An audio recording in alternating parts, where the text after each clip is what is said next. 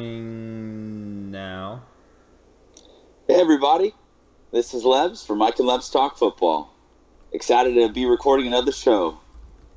This is the show where two future doctors discuss life, music, and the beautiful game, and I'm joined always by my co-host and good buddy, Michael Flowers. Mike, how you doing, bud? Oh, I'm good, man. I've been waiting, excited to record this podcast specifically, man. How's your morning going? Oh, it's good. It's 5:30 a.m.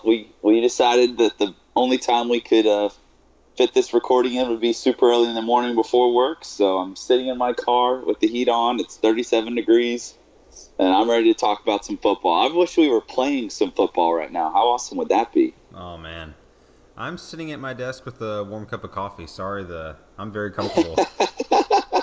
That's all right, man. That's all right. I'm ready to rock and roll. Let's do this. So we normally start off talking about the EPL league table and reviewing some of the games and everything, but honestly, the EPL is boring right now at the top. The bottom is interesting, but it's so far away that it's tough to really talk about the relegation Right. battle, and we got a lot of stuff to talk about otherwise, so we're just going to keep moving. So let's start off by discussing a game that we were both really interested in.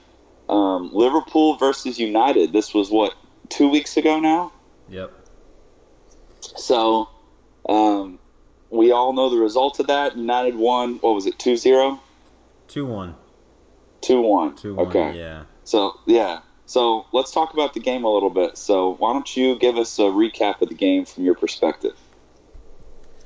Final match stats. We took possession for 68%. United, we had 4 shots. They had 14 shots. They had 5. Both of us had 2 shots on goal. We had 13 corners. They had 1. And yeah, we got mugged. Like, let's just be honest. We got mugged. And we got Yeah. Mourinho'd. I was, Yeah. I was looking forward to going to Old Trafford because when they came to Liverpool, they parked the bus, and I was like, somewhere in my mind, I was optimistic. I was like, Mourinho can't do this at home. That's not true. He'll do Yeah. whatever he pleases. And it was a game where I would say they took the first half, we took the second half. I feel like that's a pretty fair, statement to say. But they had already got their moments in the second half. There was nothing. They didn't have anything to play for. Sure, you could say that Mata could have scored a goal and they could have been up in that sense, but they in those 2 moments with Rashford, they took their goals and they didn't have anything else to play for. That was their only shots on target. We just They I would say we woke up too late. We gave them those goals early, and like they just shut up shop after that. they did exactly what they wanted to do. I mean, that's the crazy thing. Like, if you could look at the outline of a Mourinho perfect game, that game was almost a perfect game to him. Other than who was it that scored the own goal for them? Was it Bailly? Yeah, Own Bailly, goal? Yeah. he scored an own goal and got injured all in the same play. Poor dude. Yeah, yeah. His technique to put that own goal in was incredible, though. I was like, wow, that's a striker's Yeah. instinct right there. But I mean, it was flawless. Mourinho masterclass is what I've been seeing everywhere right after that game. So we can just keep going. I think everybody remembers that game, and it was so far back. It's tough for me to remember all of my exact musings from the game. I just remember starting it off, that header from Lukaku that he flicked over the top to a Rashford breaking down the left side. And then who's you guys right back? Was it Trent Alexander-Arnold? So yeah, and like I'm glad you brought that up because those 2 moments were a series of breakdowns in multiple ways. So it's Yeah. okay to lose a header to Lukaku. That's okay. But his header on like just totally beat our whole defense. That one moment we all turned off. Um, Van Dyke wasn't back covering Lovren, and then Arnold. Like you said before, Rashford, he's gonna do one thing, and that's get it back on his right foot. Hmm. And it just totally took Trent for just a whatever. He just lost his man. He was playing him so tight. Sending for a hot dog is what I said at the Yeah, time. I mean, shoot, there was a lot of separation there. Just one cut, boom, and then Trent was not even close. to me, But this is the first match I was watching that I was like, man, we could have used Coutinho, because we had they were effectively playing six men in the box through the entire game. So players like Salah, Mane, they were doing everything to try and be influential, but there just wasn't anything to do because our midfield was not penetrating and giving them anything. We were feeding the ball up to those guys, but it was so compact that you couldn't hardly do anything when you got into that moment. So the game ends 2-1. The United fans are celebrating out of their mind. The media fallout afterwards was hysterical. To be honest, I'll remember back to where my feelings, I was like, oof, I could see United going on a really good run of form after this, because I was like, that was it. They played to the game plan. They executed. That's what he's been looking for right there. So let's see if they can keep doing it. And then what was their next game right after that? Was it 3 days later they played in the Champions League? Yep. So second leg against Sevilla, right? Yeah. They went to Seville, and basically, and this is fair to say, they played for a 0-0 draw. Yeah. Is what they did. So that game where they played for the 0-0 draw, I think that was the week before, because I remember the next game after United beat Liverpool, the very next game was the one that they lost to Sevilla at Old Trafford. I was trying to to set up like the situation. Like they got into that match with 0-0 at overall tie at Old Trafford. Right. Yeah. So, yeah, I mean, that has to be looked at as part of the picture, because they lost to Sevilla. We all know that. Ben Yedder came out and scored. What did he score? He scored 2 goals in like a 5 or 10 minute period, and then United got one back at the very end. Does that sound right? Yeah, he came on like around the 70th minute, scored in the 74th and 78th minute. Yeah. And so part of the discussion would be looking at that and being like, how does United lose this game? But honestly, you have to look at it as 180 minutes of a game, as 2 ties. And Mourinho's faced a lot of criticism for going away to Seville and parking the bus and getting that 0-0 draw. But again, that was his game plan. I think that's exactly what he was trying to do. I mean, if we look at, the great Mourinho, quote-unquote, masterclasses over the year, he always gets held up for 0-0, victories in away Champions League games, and then coming home and winning it 1-0 or 2-1 or something like that. Like, wouldn't you agree? Like, isn't that kind of what he's famous for? Yeah, and he had comments after that 0-0 match, basically saying, okay, mission accomplished, just take it back to Old Trafford. And, like, he gets away with it. Like, right. Playing against Liverpool, he got away with playing defensively, only having 2 shots on goal because they scored both of them. But now we see what happens when he plays that same style of football, but, they don't win those moments like they did against us, and they get caught out. Yeah. So I watched all these games we're going to be talking about. I watched the game live. I watched all of these live. And the crazy thing watching that one live is that I'm sitting here and watching the whole game. It was 0-0 up until the 74th minute, you said, when right. Yedder scored? And it was 0-0 all the way through. And at the beginning, the first half of that game, I felt like United had the upper hand for a lot of it. It felt like there was going to be a goal coming eventually through some means. They were getting some success. And an interesting point that I want to bring up, because I was texting Jared Ross after the game, and he was working during the game, and he was very upset about the lineup. And this is something that I put on our Mike and Lebs Instagram, was that right before the game I put a video up and I was like, oh man, United are playing Sevilla, they just beat Liverpool. I expect to see, and I said this, I'll expect to see the same lineup and the same tactics from Mourinho that just worked so well against Liverpool. And then the lineup came out and it was totally different. Do you recall the lineup changes that he made? I don't. Mike? Yeah, share with me. Yeah, oh, yes, I do. I'm sorry. Right. Yeah, so I'll read what Jared said, because he talks about the lineup a little bit. So I said to Jared, I was like, yeah, I mean, that's crazy. And Jared said, yeah, if we couldn't beat Sevilla at home, we don't deserve to go through. And then I said, it's crazy, dude. I watched about 15 minutes of the first half. About 20 into the second half, Sevilla looked like they were going to score from about 65 minutes onward. I'm honestly not super surprised at the result. United were playing pretty open this game. Sevilla were creating chances, and they eventually got one to go in. That changes the game. And then Jared said, yeah, man, we had some opportunities that we didn't capitalize on in both halves. Smalling played terribly. Alexis has not looked good in the United shirt since he started. And I cannot believe that McTominay was not started over Fellaini. So there you go. That's the point that I want to come on to. Why the heck was Fellaini started in that game over McTominay? Can you give me an idea of what Mourinho's logic must have been? I don't know enough to say other than big game and putting the name in, you know?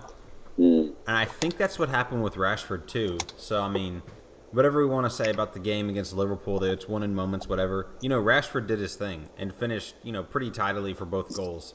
Yes. So what does Mourinho do? He moves him to a position he doesn't naturally play, right wing, because he's predominantly, he's a striker, but he plays left wing and likes to cut in on that right foot. He moves him to the right wing to play Sanchez, and Sanchez, just kind of has and I'm quoting United fans, just kind of has another stinker in that game. So not, playing players into form and things like that, that's a problem for me. Yeah. Well, and then so when you looked at the midfield that he played again at that home leg against Sevilla, it was Pogba was out. It was Fellaini. I think it was Matic, and Matic. Thank you. Why did I say that? I think it's Matic. And then who was the third man in that midfield? Was it Jesse Lingard up top? So I think that's what it was. I think it was Matic and Fellaini as the back two, and then Lingard was up top. I could be totally screwing that up. But basically what it looked like was there was no real creativity in the midfield. They needed another creative player in that midfield instead of Marouane Fellaini, who we know what he's capable of. Elbows when he jumps. And, a header now and then. And it just doesn't make any sense. So, I think Jared makes an incredible point with McTominay's been playing so well. It worked against Liverpool. I just don't understand why you don't play the same side and try to play the same way against Sevilla. But he changed the tactics, and it came back and it bit him. You're right. It was Matic and Fellaini in the midfield. Okay. Yeah. And then who else was up top? So up top you had Lukaku supported by Sanchez, Rashford. I'm sorry, hold on a second.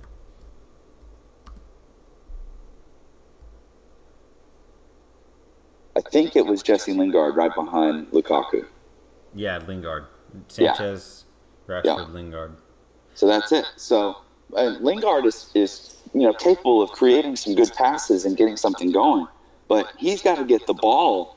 And Fellaini. So I watched a ton of post-match stuff on this game because golly, this was that's I think City getting beat by Wigan in the FA Cup and then United getting knocked out by Sevilla have been, in my opinion, two of the biggest upsets of the season so far. Watching Rio Ferdinand and Scholes on BT, Scholes was like he was about to cry. He was so upset. Yeah. They showed the heat map of Fellaini's passing and Matic's passing after the game, and both of them had very, very few forward passes the entire game. Almost everything they did was sideways. And if you're going to play open to a Sevilla team that is quite capable of stringing together some good passes, you're going to have to pass the ball forward. You can't just pass it sideways and backwards all the time and expect to score some goals. What do you think about that? Yeah, that's not even in his wheelhouse, and we know that he's kind of like a placeholder, decent defender, good header on the ball, but he's not offensive playing. And I'm looking at this lineup now, and you talk about Sanchez, Lingard, they can play a good pass, but who is the playmaker of that midfield? Who's your De Bruyne? Who's going to pick up the ball and link? Why isn't Juan Mata starting a game like this? Yep. To link that attack. It seems like Mourinho is scared all the time from the lineups that he puts out. Because he has everyone that I've heard discuss the Sevilla team, and no offense to the Sevilla fans out there, they're not that good this year. They're sixth place in La Liga, or at least they were at this time. They have struggled to find good form. They've struggled to score, and they've struggled to play good defense. And why Mourinho felt the need to start in a very defensive lineup in a Champions League game is, a little bit beyond me. You could have, like you said, played Juan Mata in there instead of Fellaini. Had Mata, Lingard, and then, that's what most Premier League teams do, is they have two creative midfielders and then they have one defensive midfielder. But that's the difference between Pep Guardiola, Jurgen Klopp, and Jose Mourinho. He wants two defensive midfielders. He wants two quote-unquote destroyers in there because that's how he plays, and I don't think it's very smart. And not to, you don't want to say something like this. Sevilla won the match, but coming into the next round, they are the draw that everybody wants, or wanted, because the draw's already been done. You look at squad, you look at manager pedigree, you look at all of these things placed in the league. Manchester should have won this handedly. It's like you said, it's embarrassing to Manchester United and English football to lose this. And you're talking about his approach. Final match stats, over 2 legs, United had 4 shots on goal. What are you doing? Wow. Full stop. That's telling. That's a very telling statistic. And this is Mourinho's response when they asked him, why, or more or less what's going on here. And he basically said, when I played with Porto and when I played with Real Madrid, we knocked Manchester United out of the Champions League. And he's like, this is no different. I'm like, what? Okay. Basically, Manchester United has lost in the Champions League before it happens. That was his response. Oh, my gosh. That's not going to go over well. No. All the United fans I know are distraught. And it's a big blow for them. They didn't win they when you look at the beginning of the year, they were favorites to win the league. Them and City were the two favorites. Getting this far and getting Sevilla in the Champions League at that leg, everybody was very happy with that from a United perspective. They expected to go through fairly easily. They are out of, City won the EFL or the Carabao Cup.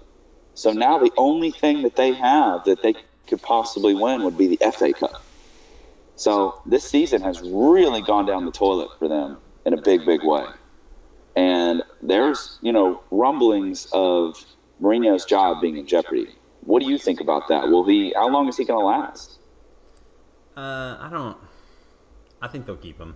I don't see him going anywhere, and I don't see them firing him. I think overall this season will be a step backwards, though, if they don't win the FA Cup. That's for sure. An FA Cup win would be probably a step up from last season's 10-pot treble that they won. It's not a treble. Supporters' Shield is not a... No. I get... Manchester United fans would tell you differently. They will. And I laugh every time. So, whatever. And, Jared said to me many times, Caleb, trophies are trophies. And I'm like, the Community Shield, the Supporters' Shield's not a trophy, brother. It doesn't really count. I think he got a new contract in February. Yeah, he did. That was being discussed because people were like, I've heard Ed Woodward is the name of the director of football at United, and I've heard him called a coward by some pundits regarding that, because it's like, instead of going out and finding a new, fresh, up-and-coming manager with new ideas, he's stuck with a guy that, does have pedigree, but looks like he's out of ideas, to be honest. It's the same thing over and over again, the same mind games, the same tactical setup. And it just, I feel like the Premier League is evolving and Mourinho's being left behind. But, all right, that's enough Mourinho bashing. Our original plan was to have a round table with you, me, Nate and Jared, but the scheduling just never worked out. But I think we'll probably still do that before too long. But when Jared said he wasn't going to be here, I promised him I wouldn't just bash Mourinho the whole time. So I'll quit talking about it. So let's go on to the next one. Can I Spurs. I want to make one comment on how Yeah. awful Pogba was when he came on in the second leg. But I'm going to have his back a little bit. I think he's coming back from injury, and I just don't think he's up to speed yet. I'm going to give him some more time, but he did play terrible. He gave the ball away a lot. This is my hypothetical question, and then we can move on. This is to United Okay. fans out there. All right. When is it enough? When has Mourinho Oof. bought enough players that we stop saying that this squad is a signing away? Because this, man for man, like, this team is very, very good. When do we stop making those excuses for him and attribute it to his style of play? I mean, it's the most expensive squad in Premier League history, is what I've read. So I mean, yeah, they spent plenty of money, and all the as hypocritical as that sounds coming from a City fan, if you look at the signings that we've made, the most expensive signing that we have is not over 70 mil. Everybody has been around 50, 55 million. I think Kevin De Bruyne is still our record signing, and I think he was like 65. So we don't have any players in the 100 million range, and they've got two of them with Lukaku and Pogba. So it's like they've spent the money. There's no excuses that they haven't spent enough money.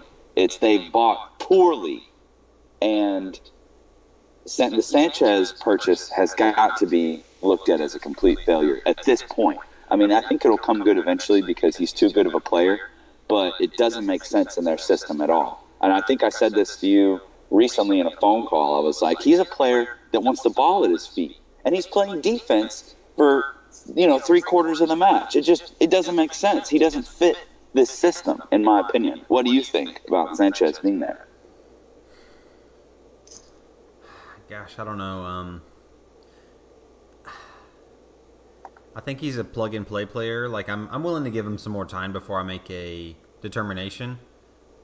I'm just starting to really feel like he's a huge prick overall. Like, watching him play, watching his track at Arsenal. I would give him until next season before I judged him.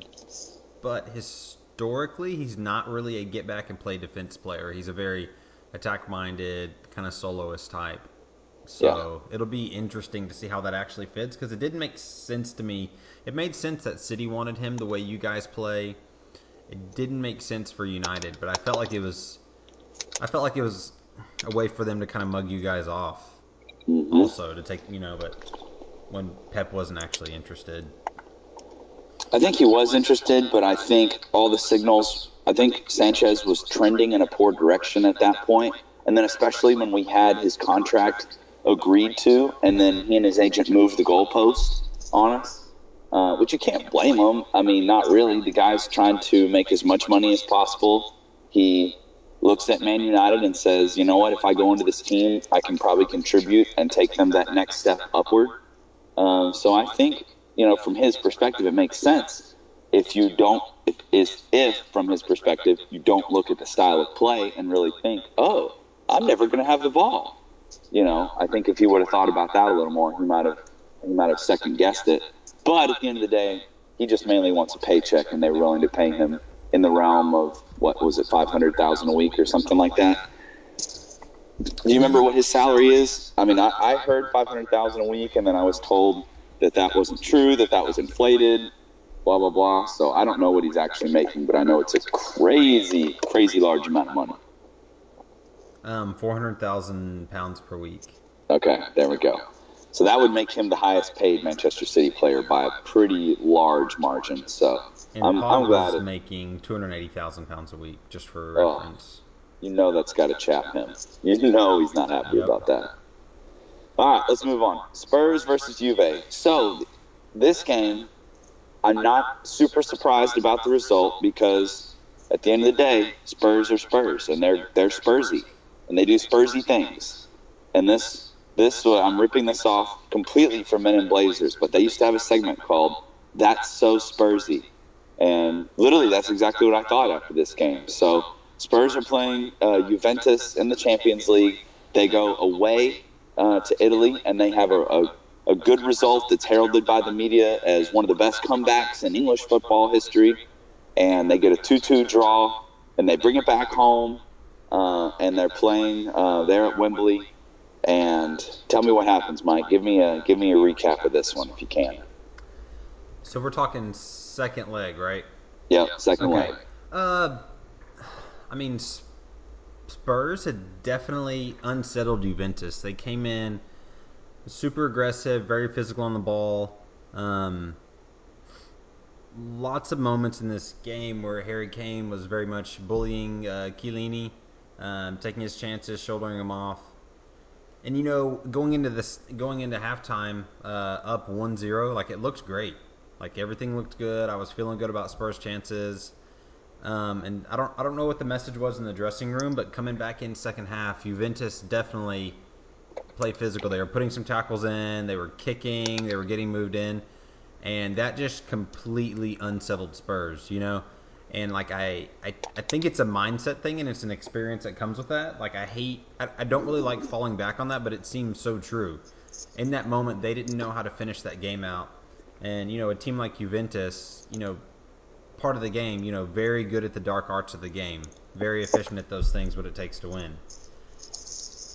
So they end up. So Dybala got the second goal, right? Who was it? I can't remember who got the first goal to get it back tied.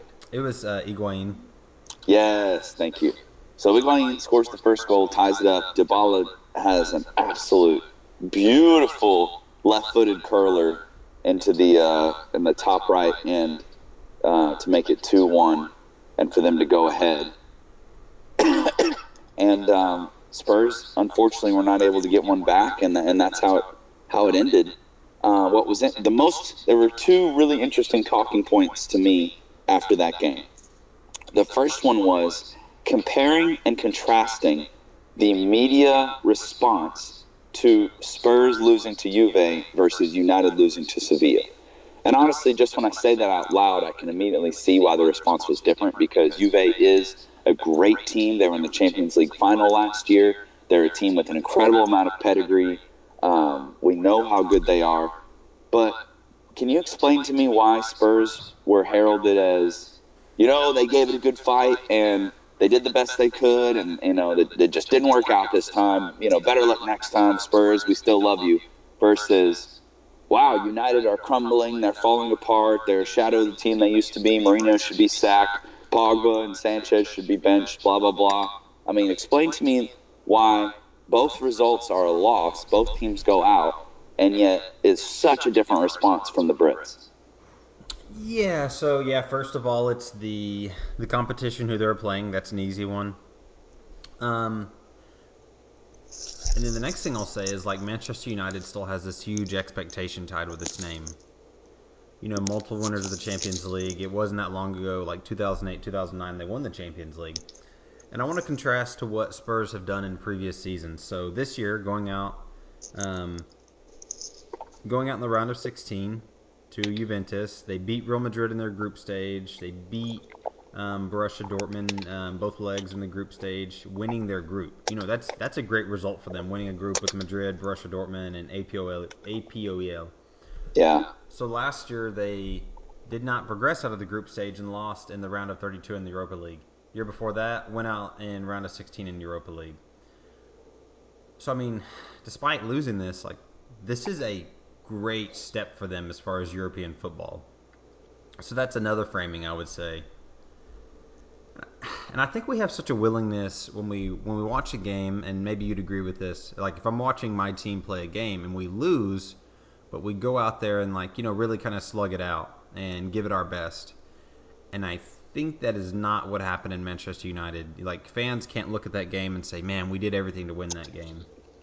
And, Tottenham fans will look at this game and say, man, that was a pretty good season. Round of 16, going out to Juventus, no shame in that.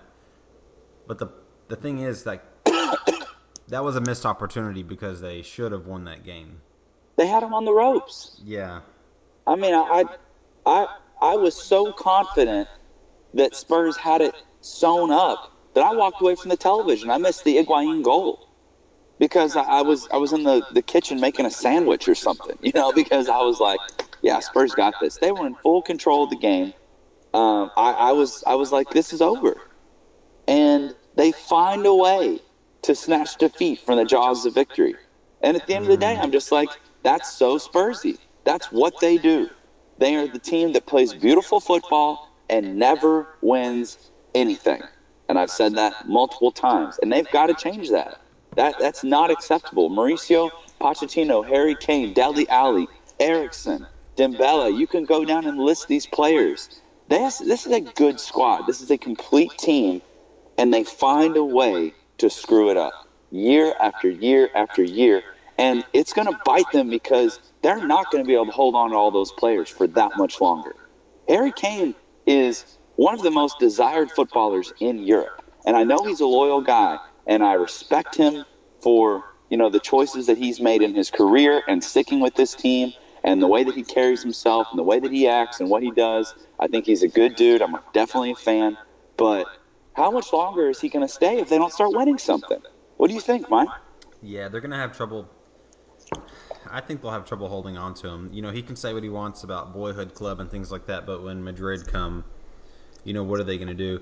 And I also keep waiting for them to fall off because he's injured right now, right? Yeah. So I'm like, okay, this team's going to start losing games and we'll pass them back up into third place, and it's not happening yet.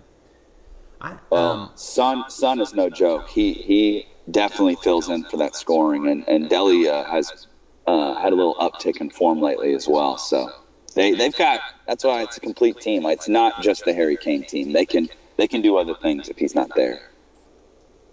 Pochettino had a interesting comment talking about Spurs and winning the FA Cup, and how we always kind of frame it like, oh, if they just get this trophy, they can salvage this season.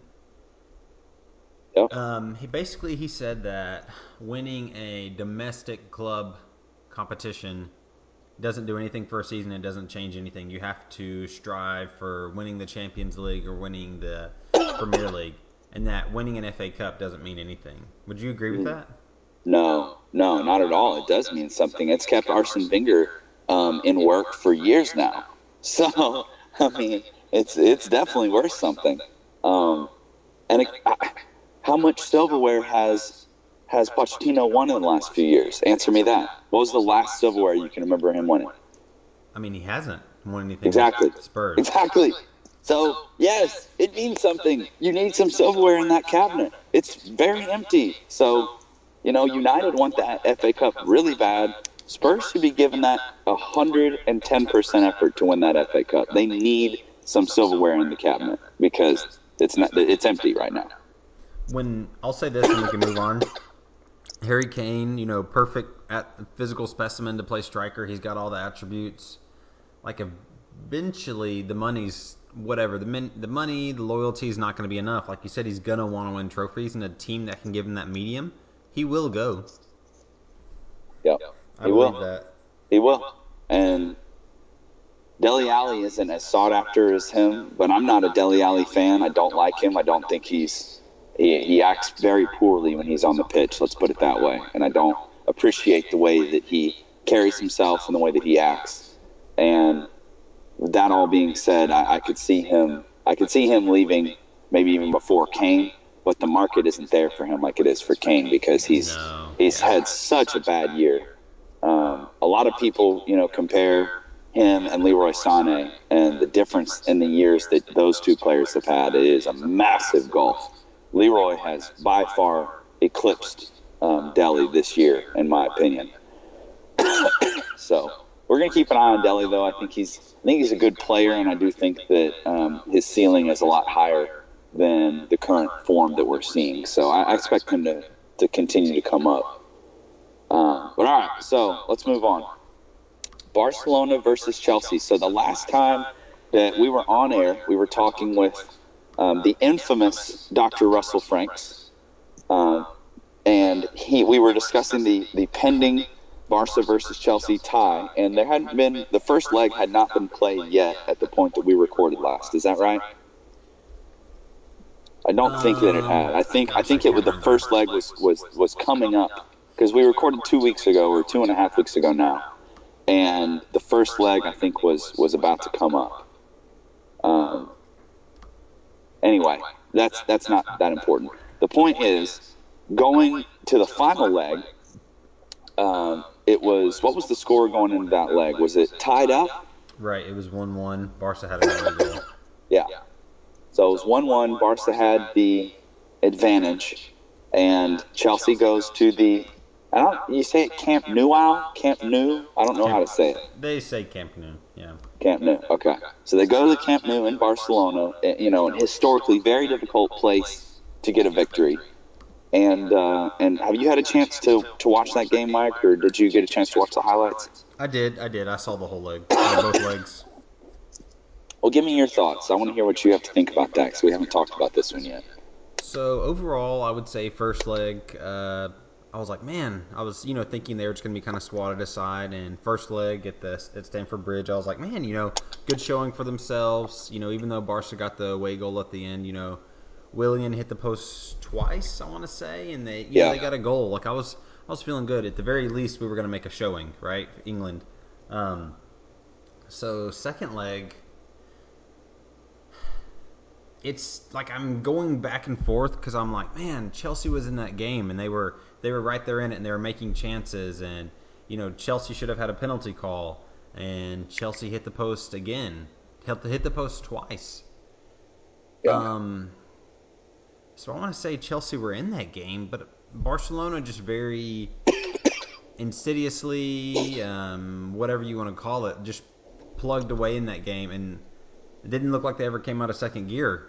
But, as I watched this game and got to looking at the whole picture of how they played this year, that's the new Barcelona. They're not dominating possession. They're not doing that same way. They suck you into the game and then just like lash back out and win those games. That's how they've been winning games all year. Overall, I want to say Chelsea were in it and made a decent showing. I thought Courtois had an absolute nightmare. People will say what they want about it's messy, but I mean it's still your near post. Yeah, so this is something that you and I had, we did talk about this the day of the game, I remember. So just going back, it was last Wednesday, I believe, so 1 week ago when this game was on. I got a half day from work, and I went to the only Irish pub that I could find in the Shreveport area. I'm sure there's more, but I loved the name of this place. Excuse me. Bilbo Baggins Irish Pub. And I'm a huge Lord of the Rings fan. I'm actually rereading the Lord of the Rings right now. And so I saw a pub, an Irish pub named Bilbo Baggins, really close to work. And I was like, oh, I got to go there. So I go in, I get a Guinness, I get the footy up on the telly, and I'm sitting there, and I did a couple posts on our story, just my commentary on the game.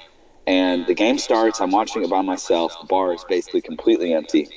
And the game starts, there's 2 minutes and 16 seconds or 2 minutes and 24 seconds, something like that. And Barcelona have a stroke of luck in a way because Messi's got the ball. He passes it in to the middle, and I think he passed it to Suarez. It was either him or Rakitic. And the ball, the return 2 of the 1-2 pass, bounces off one of the Chelsea defenders and falls perfectly to the feet of the GOAT, Leo Messi. And instead of him, chipping it across, he had so much space that, of course, he's going to keep the ball. And he runs to Courtois' left. He runs to the right of the goal. And I'm sitting there expecting him to cut it back across goal. And instead, he fires a very perfectly aimed and accurate low drive directly. It was barely above the ground, just skimming the ground right between Courtois' legs. And it was from point blank range. He was probably only like 5 yards away from Courtois. And he fired it with a good amount of pace on it. Shoots straight through Courtois' legs into the back of the net, and Barcelona are off. And now it's basically a 2-goal advantage because they've got that they've got that away goal. So I know that you and I, right after the game, talked about it. You were like, oh, Courtois, what a stinker, man. I can't believe he let that first goal go through. And my response was, what do you mean it was a stinker from him? It was Messi with the ball 5 yards away from him, firing a low drive right there at his 5-hole when everyone is expecting Messi to cross the ball. Like, I just really don't know what else he could have done. Yeah, it was his near post, but I mean, You're a goalie. You're a goalie. Protect the one thing that has to be protected there, and it's your goal and it's your near post. Like that's. But it went through his legs, and he even got his legs almost closed on the ball. Like I just don't know what you expect from him, to be honest, because I'm sitting there watching it, and I didn't blame him at all. To not almost get his legs closed. That's what his team expected of him. That's what he expected of himself when he apologized after the match, and that's what the commentators after the match said. Like that. Yeah. Well, I have a differing opinion then, and I'm going to stick with it because I don't blame him for that goal. I really don't. It was such close range. It was fired at such speed, and it was unexpected. And Messi moves so quick. I mean, if you're going to blame him, then how can you not place the blame on the Chelsea backline? Where's their left back? Yeah. Who's the left was? Yeah. Yeah, like Messi was wide open for like 10 seconds. How do you let who everyone knows is the best player on the pitch be wide open, running straight at your goal? The only thing I will say, and I'll give you, is Messi did the hard thing and kept the ball. Not the hard thing for him, the hard thing for the goalie, and kept the ball on the ground. Like that's worse than putting the shot up. But right. So I just anyway we can move on. We'll move on to the following goals. But I'm telling you, for that goal, my opinion, I'm unchanged. I do not blame Courtois. I blame the rest of the Chelsea defense for not being there. Disagrees with you. Okay, all right. Well, he came out and apologized because he's a class act. I like him. I think he's an incredible goalie. Do you know how tall he is? I'm just now learning this. Oh, he's super. He's almost 7 foot tall, isn't he? He's 6'6". Yeah. Like, I mean, there's a lot of space between his legs. I'll give him that. Yeah. Yeah. So, all right, so let's keep moving. So he's also they get only that 25, so. Yeah. They get that goal. Barca gets that goal, and Chelsea, I think, responded pretty well. Would you agree? In my opinion, watching the game, I felt like they continued to play hard. They chased the goal that they needed to get them back in the game, and unfortunately, it just didn't happen. Tell me what your thoughts were after that goal went in. Yeah, I thought the response was good. I thought, and when I say the response was good, Willian had a good response. That's the main thing I want to say. Marcus Alonso was getting up. Willian was slashing through the defense. Hazard was missing. I don't know what else to say other than that. But Chelsea were moving up there, doing some interplay in the box. Should have had a penalty at one point in that game, and then right before the half, Marcus Alonso hits the post. He's like, maybe an inch and a half off from scoring.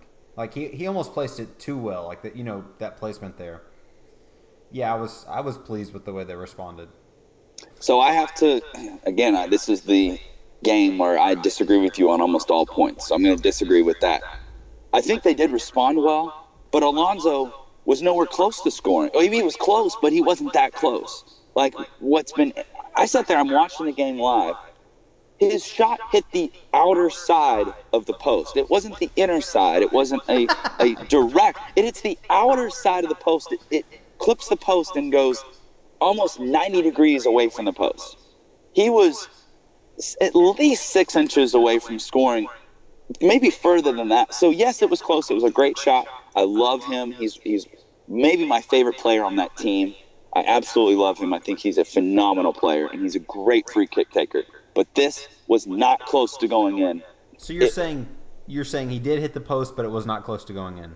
Exactly. That's it. He did hit the post, so it's close. But it's the furthest away from going in you can get by hitting the post. But he hit the post, but he wasn't close to scoring. Well, it was close, but it wasn't. It'd be different if it was the inside of the post and hit the inside of that post, the inside of the other post, and bounced out. That would be like, oh, man, that was so close. But no, I'm sitting there watching it, and I see how much it's curling, and I'm like, that's not going in. And that was my immediate response. And it hit the outside of the post. So it wasn't that close. Like, I just have an issue with your opinion. You and all the media who are like, oh, I'll tell you what, Chelsea, they were this close to winning that game. No, they weren't. They were never close to winning the game. Never. There was never a point. From the moment that Messi scored, they were up 2 goals, basically. It was 1 goal in aggregate, but they had the away goal, so it's basically 2 goals. And I'm sitting here and you can see it from, if anyone who watched the story that I gave, during watching the game on Instagram and Facebook, I'm sitting here going, well, Chelsea looked like they could score, but 1 goal gets them back into the game, but they were never close to winning that game. Barcelona was in complete control of that game almost the entire time, in my opinion. Was that a penalty, yes or no? I thought it was. So getting that, all hypotheticals, they would have been one goal down at that point. Right. So they're back. They would have been back in it if the penalty had been given, and if they had managed to score the penalty. Then they would have been back in the game, but it never happened. They never put the ball in the back of the net. Right, that whole game? Or they ended up scoring. Did they end up scoring at the end of the game? I can't even remember. I think Barcelona actually were the only ones that scored that game. They didn't. So they never scored a goal. How are they close to winning when they never scored and they were behind coming in? It doesn't make any sense. All right, Jerry. I didn't. I've been watching Seinfeld. I swear to you, I watched Seinfeld last night. All right, go ahead. I don't think they were close to winning that game. All I'm saying is I didn't think this 4-1 doesn't do that tie justice, and I think they made a decent showing. That's all I would say. They did make a decent showing. They did. They played hard. You could tell that they were giving it 100%, other than Hazard, who, again, he went missing. Weird for the, quote-unquote, better than Kevin De Bruyne player in the world, but I won't even get on that. But, it's like they did play hard, but they never scored a goal. So, in my opinion, no, they were not in that game. If they had scored and they had gotten it back to within 1 goal, then, yes, they would have been in the game. But Barcelona completely controlled it. Messi scored from the beginning. They let Chelsea have the ball. Chelsea played around with the ball. They created a couple chances. But, it looked like they had a chance to get a goal. Kind of, it was in the second half, I think. I kind of felt the tide shifting towards Chelsea. And then at that moment, Barcelona got another goal and put it out of reach. And Messi, again, came through and showed why he's probably the greatest player to ever play the game. This is a very dangerous Barca team. Yeah. They're a dark horse, actually. I mean, I don't know if we can say that about Barcelona, but in my opinion, they're not as good as they have been. They're not as dominant as they have been. And I'm hearing a lot of shouts that Bayern are the best team in the Champions League, or Bayern are the ones that everyone is the most afraid of. But I tell you what, don't sleep on this Barcelona team, because they're quietly ruthless. You got any other points you want to add? No. Okay.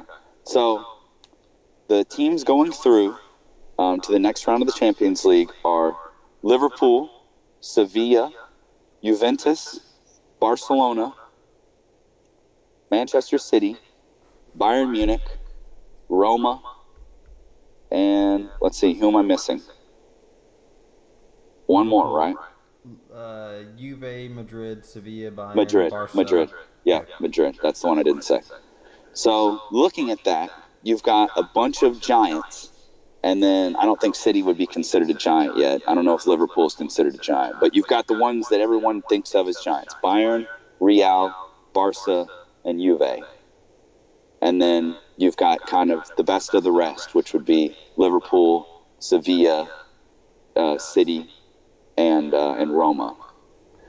And so from a City perspective, I was hoping actually to play Barcelona on the next leg. And I know that's crazy, and it's probably shows my naivety, to be honest. But watching that game against Chelsea, I felt like City would have a good chance against Barcelona if they played them, because I just want that matchup, to be honest with you. I think the way that we're playing right now, the way that we're controlling games, the way that we're possessing and moving the ball, the way that we're scoring, I think we could take it to Barcelona. But unfortunately, we ended up drawing the number one team that I did not want to face. So let's hear what you have to say. What were you thinking going into the draw? I was excited. I was like, man, we got some heavyweights in here. There's definitely going to be some good matchups. I was also excited, and I wasn't afraid of Barcelona, despite Chelsea losing. I see their defense is there for the taking. The way Busquets has slowed down a little bit. Willian had a lot of success almost by himself. So I was like, you know what? Just give me any team in here, except City.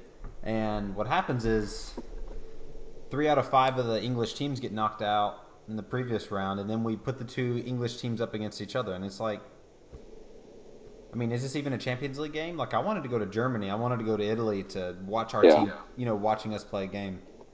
Do you just want to kind of run through and we'll give predictions on each match, who we think will progress through that? Yeah, let's do it. Let's save Liverpool City for the end.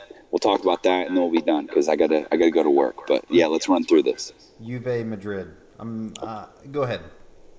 I think Juve's going to put up a decent fight, but Madrid's going to get it. I mean, I'm calling an aggregate score of 4-2 Madrid, and I think it's just going to be more of what we've seen.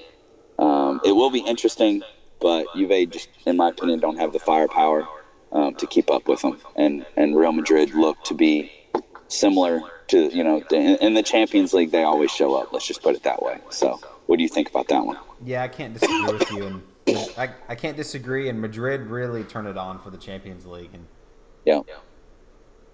All right. Juve dogged it out to get to this round, but I don't think they'll get through. Sevilla Bayern.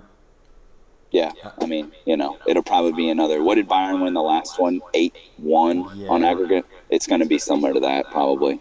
Yeah, I see Bayern winning by 3 or 4 in the end. Yeah. Sure. Yeah. Barca Roma. So, I mean, we all expect Barca to go through, right? Yeah. But how many people are underestimating Roma? They've been inconsistent in Serie A, but they were in the hardest group of the competition. They were in there with Chelsea and Atletico. I don't know who the other team was, and they beat both. I want to say they beat Chelsea at Stamford Bridge. I think they'll put up a fight, but I think Barca will still win it by 2 goals overall over both legs. Yeah, this show is not interesting in my opinion if I agree with everything you say, but I just can't see any of these going any other way than what we expect. I don't really think there's going to be any upsets out of this. The most possible upset would be Juve beating Real Madrid, in my opinion. I just don't see Sevilla beating Bayern or Roma beating Barca. I mean, it would be very, very surprising. So Liverpool City. Yeah. We know who we're going to pick. Give me your keys to success. First legs at Anfield. What do City have to do to win this tie? We cannot go behind at Anfield. We have got to score first. If we score first, we can attempt to control the game. But the keys, I'll start again with the keys to success, what we need to do, and then I'll counter it real as quickly as I can. The keys to success are going to be controlling the game and fighting off Liverpool's unbelievably, incredibly awesome press. We've got to move the ball quicker than we ever have before. We've got to keep Liverpool from getting the ball in bad areas. So whoever starts at center back, I mean, I hope it's John Stones and Laporte. That's who I want back there. Although it's tough because actually I kind of want Vinny Company instead of Stones. I don't know what Pep will do, but whoever it is, we've got to keep the ball away from the front line of Salah, Firmino, and Mane. If we can keep the ball away from those guys in the attacking third, then I think we can win. But if we're at Anfield and John Stones turns the ball over, back there, and it's 3 on there, y'all's attacking 3 on our defensive 5 with our 4 players and our goalkeeper, I don't feel good about that. And so that's going to be the key to success, is not giving the ball away in poor areas. The problem with that is Liverpool has the best press in the world, and they've shown how good they are at it. And we play right into you guys' hands. Our strengths are how we play football plays perfectly into exactly what you guys want to play against, in my opinion. So that's what makes it so tough. All right. How about you? So what are your keys to success for Liverpool at home at Anfield for the first leg against City? For us to win this tie, we have to outscore you guys at Anfield. And I would Yeah. even take it, so 1-0, like, dream. That's the dream right there at Anfield. Mm. A 0-0 draw, I would also take that going to Etihad. A scoring draw, like, that would be a nightmare, honestly, for a lot of reasons. Away goals, going to the Etihad. So I think, both managers will play. Like, this is going to be, man, how much more fun would this game be if we were neutrals? Because I'm like, my Oh, guts are like torn up. Like, this is like both teams are going to come to play football. I yeah. think it will be a little bit tighter than what we would play in the league, though. We've got to get together for this game. We have to. It's in the middle of the week, but golly, it's so frustrating that it's in the middle of the week. It's I so could make it frustrating. happen. I could make this second leg happen. First leg, it's during exam week for me, so that'd be really Okay. tough. Well, then let's get that on the calendar because we've got to get together. This game, we may need to sit on opposite ends of the bar though and just yell stuff at each other because I mean I am already wound up about this game. I feel a little nauseous just talking about it because this is not what I wanted. Just like you said, I didn't want to play It's Liverpool. the worst. It's the worst draw. It's the worst draw for English football. It's the worst draw for City. It's the Oh, worst draw for Liverpool. the We're the the neutrals are gonna love it though. Oh my gosh. we're the only Premier League team to beat City. Yep. It's So crazy. What a year.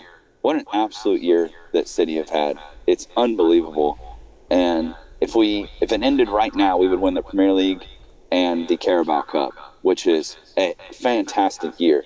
But you know what's interesting is as good of a year as we've had, if we lose and go out to Liverpool in this round of the Champions League, it's going to be considered a slight failure, in my yeah, opinion.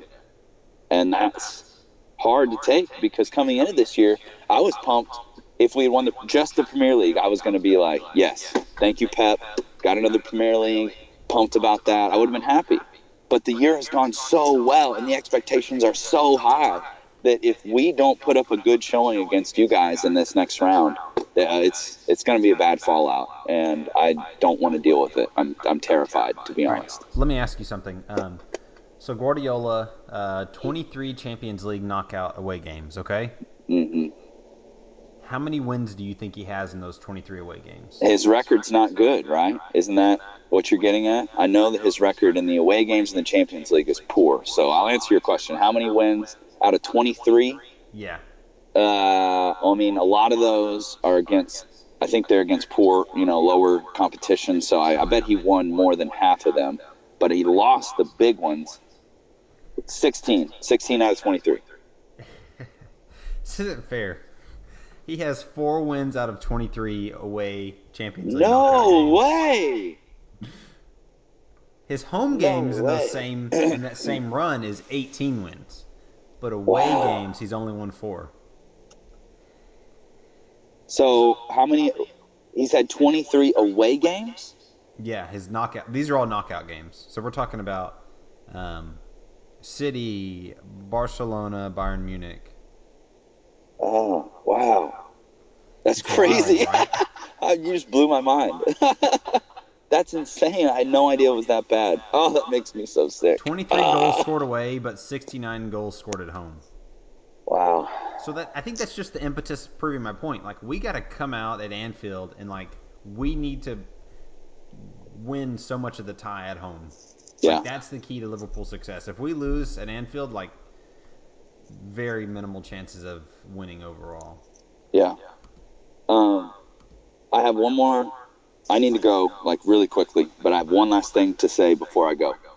I want you to talk to me about. Well, I'll state this and then I'll ask the question. I saw yesterday that one of the Liverpool fan groups on Twitter was put out a big professionally done tweet with a photo basically saying, I want all of you Scouses to show up hours before the game, get hammered drunk, bring flares, bring weapons, bring everything you can. No, What? I'm just kidding. Flares are a weapon. Bring your guns, bring your knives, and Bring your kids. bring your kids because that's how Scousers do it. And let's show these City fans what quote unquote money can't buy. So I was like, oh my gosh, did you see this? No, but I'm enjoying it so far. It's going to. So there's been questions raised about how much of a fight, how many people are going to die before the game because Liverpool, the fans they're ready for blood. They're bringing the axes, the knives, the flares before the game. No, seriously though, you need to look this up. The tweet was something along the lines of, we're going to line the streets from starting like 4 hours before the game, and we're going to let the city bring out. It did say bring flares, and we're going to let the city fans know what it means to be a Scouser and what money can't buy. And that has raised a lot of alarm bells at the official club of Man City because they're very worried about the fans' safety. And I think it's warranted though, because I mean, yes, I love the passion. I love Liverpudlians and how passionate they are about their club. But they're going to be, if I was going to this, I wouldn't go to this game. Let me put it that way. If someone gave me tickets, maybe I would go, but I would get in the stadium super early so that I would avoid that, because it's going to be extremely dangerous, in my opinion. I'll tell you, I agree. Any threat of violence is unacceptable. Whatever, it's the hooliganism, whatever, unacceptable. And I'm curious to see. So, when we played Villarreal, man, when was that? Maybe 2 years ago, or the year before? Doesn't matter. Yeah, 2 years ago in like the semifinals, like they had the bus coming in. There was thousands of fans on the streets, kind of just singing, beating on it, and it mind effed the Villarreal team. Like for sure, they got blown away. I'll Yeah. be interested to see. I hope it's more along those lines. I hope there's not any violence. I don't think there will be. There were no Villarreal fans harmed in that. But I mean, what a freaking like what an attack though, right? To come out on Twitter and to say something like that. And like Yeah. how do City fans feel about that? Just to wrap that up, saying this is something that money can't buy. What's your response to that? It's true. I mean, I can't hate on them for that, because it's true that we've spent a lot more money than Liverpool have. Um, we also have no pedigree compared to Liverpool as far as the amount of EPL trophies that we've won, or not EPL, but I mean Premier League trophies. So I definitely, it hurts because it's true. Let me put it that way. And then our fans are also famous for being not very loud in the stadium, not having the best home atmosphere, the whole empty head, all that stuff. And some of it's true because City has gotten so corporate that there's a lot of corporate season tickets that are bought by big corporations and then not given away for every game. And that's a lot of times how you see the big swaths of like the empty seats at the Etihad. Sometimes it's because of that, because there's corporations that have bought these season tickets and they're not giving them all away, and that doesn't help the atmosphere. So I think part of me wishes that my club was as scary with the fans as your club is. I think that's kind of how I'd like to put it, because boy, that it's intimidating. Going to Anfield is super intimidating. It's an amazing atmosphere, amazing environment for your home team to play in. And I wish that ours was up to the level of that, because it definitely helps you. Yeah, and we'll close on this, but I get what you're saying with the history and all those things, like, and what it might be like, because it's easy for me to say with the team that's historically good. It's just who we've chosen to support. I just look at this City team and I'm like, man, this is the greatest Manchester City team of all time, Yeah. Yeah.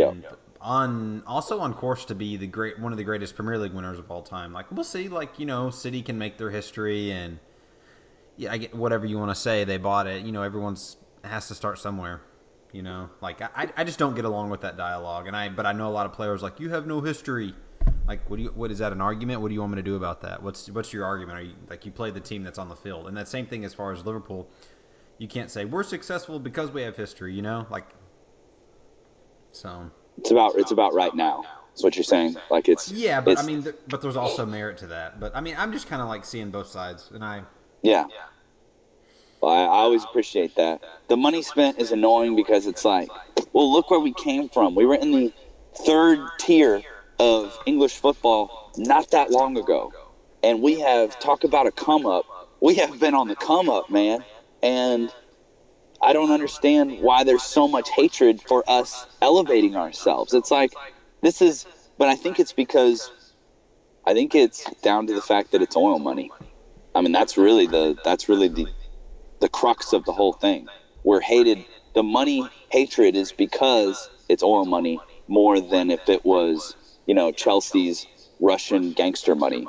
Like somehow that's not as bad as oil money, or Man United's, Glazer money is somehow cleaner than our money, but yet they've spent more, but we still get attacked for spending. Like, it just doesn't make sense, but whatever. I honestly, the way that we're winning and the team and how much I'm enjoying the football. I mean, oh my gosh. Can you name more teams that you've watched in your life that play more beautiful football than Pep Guardiola's Manchester City? I mean, you could discuss there'd be other teams, Pep's Barcelona team, or maybe the great Spanish teams in the World Cup, or the Brazil teams of old, or you could talk about them, but we are in a select group of beautiful football being played on the pitch. So if it took a bunch of oil money to get there, you know what? Fine, I'll justify it because I love it. I love Manchester City. I love watching us. I love Pep Guardiola, and I'm excited, man. I'm excited to see what the future holds. But this Liverpool thing is going to be crazy, brother. Yeah, it's going to be reality insane. Of this world now is reality of this football world is you got to spend money if you want to keep up. Yep. That's it now. And we're going to see United spending a lot of money still, trying to keep up. How much more can they spend? They can spend a lot more, brother. A lot more. Because there's a lot of good players out there they have yet to buy. And players will still go to United, even if, it would be cool as a great footballer to be like, yeah, United were on the slide, and then I came in, and me and a couple guys came in, and boy, we turned them around. I think there's a lot of players that would be excited to say that. So they're going to be back up soon. All right, guys. Well, we're going to wrap it up so Caleb can go to work. They need him. They need him today, and eventually I will go to class. I'm not interested, but I'll go. I had such a good time recording with you, buddy. When are we going to get back together? Maybe in a couple weeks. Review over April 4th is the first leg of this tie, I believe. Then April the 3rd, I'm taking I'm having to take another national board exam. So I'm probably not going to be available before that, but let's do it right after I get done with that test on the 3rd. Maybe we could do it the morning of the 4th or something if we're going to keep doing this morning thing. Yeah, but we'll figure it out. Yeah. But anyways, guys, we got one more. Apparently, we have one reviewer. Thank all 8 of you for listening. Maybe it's my mom. We appreciate you guys coming up with us. Thanks, Mom. Any closing words for you, Leb? Mike and Lebs at gmail.com. Mike and Lebs Instagram, Facebook, Twitter.